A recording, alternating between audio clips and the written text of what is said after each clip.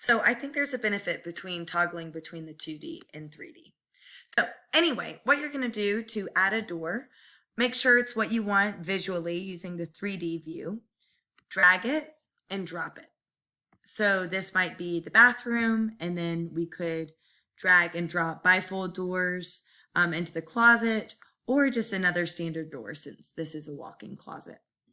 Again, you can move these doors side to side, and they just snap to the wall that you place them on. Next is drawing windows. So here again, you can see them in 3D or 2D view. 3D view I think is preferred for windows because you can see what type of window they are. So maybe I want to add a window into the bathroom, but probably not the closet. But you can, click a bunch of different ones. You could add more to your room, whatever it is. Just simply drag and drop. Next are placing structurals or structures. This would be things like stairs, balconies, water furnace or water heater, furnace, little dormers, or other kind of electrical structures. This is also where you will find fireplaces, which is a fun thing to add in. Again, this is a drag and drop tool. So I could drag this fireplace and drop it in, and then, bring it up to whatever wall I wanted it on. If you're curious what this fireplace looked like specifically in your room, at any point you can click 3D, pause a moment, and it will create your 3D view. So you can kind of look and see if that's actually what you were hoping it looked like. Here we can see our windows, our doors, and I'm zooming out using my fingers on the trackpad on my laptop, but you can also zoom in and out here as well. All right, so everything's looking good so far. Now let's talk about how to change the flooring and the wall color. And then lastly, I'll show you how to add furniture. So let's say this bedroom, you wanted to give it hardwood floors. All you do is click the space itself. So I clicked bedroom. Don't click on the actual word or you'll change. Oh no, that works too. So anywhere in this space, click on it. Over here on the left-hand side, you now have some features about the space. So you could change the room type, but this doesn't really matter as I described earlier. And what we want right now is to change the material. So we're going to click on that. Now, for whatever reason, if you wanted the floor to be a pink color, you could simply select one of these colors.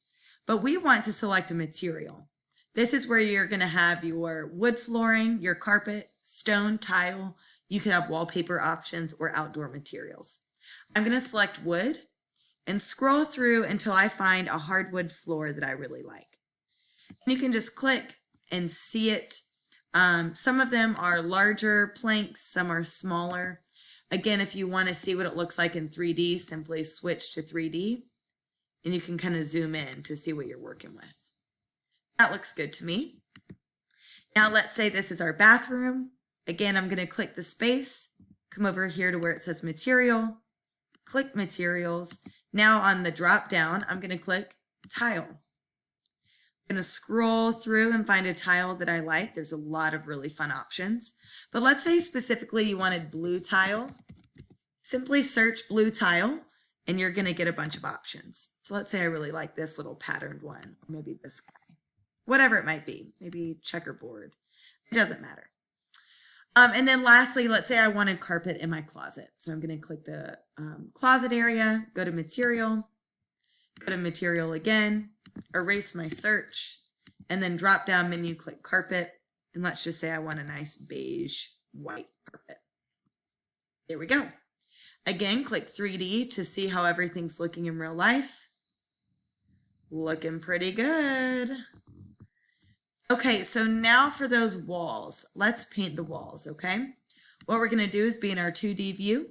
Come over here on the left-hand side. We're actually going to move out from our build toolbar down to our paint toolbar. So this one's pretty straightforward. It has the paint icon or like the rolly brush icon. Now you're going to move around on this color value scale. Find a color that you want. Click on it. And it will show it to you in a bigger swatch over here on the right. So let's say You wanted to go with this nice peppermint, whatever this name is. You're going to click and hold down, drag, and hover over the wall that you want to paint. You then get these two white circles that appear, and you can either drag and drop your color into the outer circle, which would paint the outer wall, or the inner circle, which would paint the inner wall. So I'm going to keep dragging and dropping my paint color into the inner circle. On the walls where you have added a door, you're likely going to have to paint the wall on either side of the door. So including this tiny little section. If I zoom in, you can see there's a little wall right here. Oh, no, that one actually stayed connected, which is awesome. Okay, so I'm going to keep dragging and dropping my color. I just lost my paint color I was using. So what I'm going to do is click this wall that I was already painting. And you can see here what the wall looks like, the color down here. And you can find your color again and continue dragging or dropping. All right. So I'm going to continue to just move about the room and keep adding that color. So dragging, dropping. Can't remember if I did this wall. I did. Okay. So now let's also paint the bathroom. Maybe we want like a fun yellow. I don't know. Who knows? Sunshine, sunflower yellow. So again, just dragging and dropping our color onto all four walls. Checking to see like this spot right here is a small portion of the wall. And then this is the other side of the wall and the other side of the door. So don't skip any parts. And then maybe our closet is going to be purple. Who knows? We're just kind of picking some examples here. So dragging and dropping and placing it on that inner circle. Okay. Go to 3D. Make sure you didn't skip any walls. Oop, like me on accident. I don't know how, but I painted that whole wall purple. Everything else got green in there, and then in here is purple for the closet. And notice I skipped a part of the wall in the bathroom, yellow, so I'll need to go repaint that yellow. So it looks like I need to fix this yellow or this white area, and I need to figure out what happened and why this wall is purple. So let me come back to this wall right here. I'm gonna choose a wall that I know has the green I want, then drag and drop it onto this wall. I don't know how I made that one purple, who knows. And then it was this smaller section over here that didn't get painted yellow. So I'm gonna select a wall that does have the correct yellow. Notice right now when I click this, it says it's gray. That's the outer wall. So then I come here where it says side 2. Now that's my good yellow. Come down here. Then I can drag and drop this yellow to this portion of the wall that I didn't get before. Now yet again, I can go to 3D and check and make sure that I got all the walls correctly. There we go. Now you might be wondering how to make your exterior wall like brick or siding or something like that. You can click this item here, which is a material swatch, and you can search for brick. Ooh, let's try to spell that right. And now let's say you wanted the exterior of your house to be this brick right here. You drag and drop it just like you did with the paint. And just like with the paint, you got to make sure that you do all portions of the wall. So now I can look in 3D, swivel down, and this is now an exterior wall covered in brick. I don't want to do these walls over here yet because these might be interior walls. I know I've put windows in there, but I might end up deleting those later, and this might end up being an interior wall. So I'm not going to worry about changing the material on it right now. That's how you change that exterior material. All right, now lastly is changing this surface out here, and it's just like changing the flooring inside our room. This was that surface that we were saying was going to be a grassy area. So you click on it. Over here on the left-hand side, it says material. I'm going to click that, select material again, and I'm going to search for grass. I'm now just going to click one of these grass options, and now it's turned that space into grass. And now you can better see what it looks like to have drawn that surface and it to represent grass. What's really fun is you can see through this window over here. You really see out the window and can see whatever you've placed out there.